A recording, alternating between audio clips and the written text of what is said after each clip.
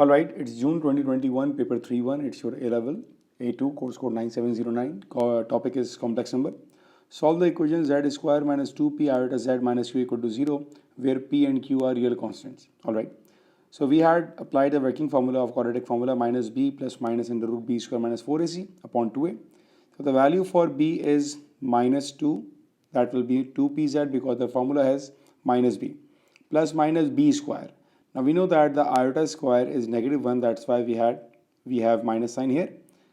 Minus 4ac, but q has already the negative sign, therefore minus minus plus, so it's 4q.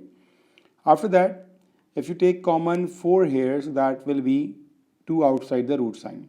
And we can take 2 common there and simplify.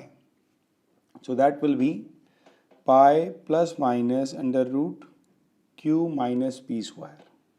ये आपके पहले part का answer हो गया. Alright, next one. In an arcane diagram with the origin O, the roots of this equation are represented by the distinct points A and B.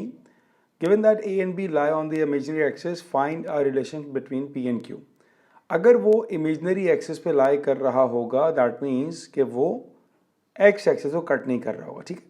अब अगर x को cut नहीं कर रहा होगा, इसका मतलब ये हुआ कि हमारे पास ये वाली इक्वेशन एप्लीकेबल हो गई, क्योंकि x को कट नहीं कर रहा, रूट्स आर नॉट रियल. तो लेस देन 0 वाली कंडीशन आ जाएगी हमारे पास. आपने यहाँ पर वैल्यूज़ को प्लेस करना है. ए बी सी हमारे पास इस इक्वेशन से आ जाएगा. हमने वैल्यू प्लेस करी यहाँ पर और सिंप्लीफाई किया to make a relation between P and Q. तो ये आपके पास आंसर आ गया, that P square greater than Q. ये आपका पार्ट 2 का आंसर हुआ. Part C, given instead. अब ये आया कि भाई अगर ये कंडीशन नहीं है तो ये आ गया, that the triangle O A B is equilateral, express Q in terms of P.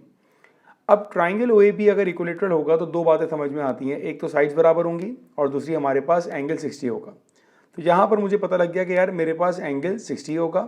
मैंने दो कॉम्प्लेक्स नंबर जो निकाले हुए थे वो तो मेरे पास थे, एंड यहाँ पर भी ये 2 नहीं आएगा क्योंकि 2 हमने सिंप्लीफाई कर लिया था, इसलिए मैं 2 को यहाँ पर रिमूव कर रहा हूँ. ठीक है. ये वही आंसर हैं जो हमारे पार्ट ए में हम निकाल चुके थे. ऑलराइट, तो अब हमने करना क्या है. अब हमने यहाँ पर आर्ग्यूमेंट का कॉन्सेप्ट यूज़ करना है. आर्ग्यूमेंट क्या होता है? tan inverse of b upon a. आपको पता होगा, ठीक है ना. tan inverse of b upon a ये आपका आर्ग्यूमेंट होता है. यहाँ पर a और b बड़े स्पेसिफाई होते हैं हमारे पास. b वो नंबर होता है जो आयोटा के साथ लिखा होता है. ठीक है. तो अगर हम यहाँ पर b अपॉन ए अप्लाई करते हैं तो इसकी अरेंजमेंट बन जाएगा. यहाँ पर b कौन होगा? b हमारे पास p होगा क्योंकि वो पाई के साथ लिखा हुआ है. तो b डिवाइडेड बाय a, ये हमारा tan इनवर्स आ गया. Argument is 60. 10 वहाँ जाके हुआ tan 60, that will be √3. Cross multiply किया, सिंप्लीफाई किया, क्यू को हमने सब्जेक्ट बनाया, ये हमारा आंसर आ गया.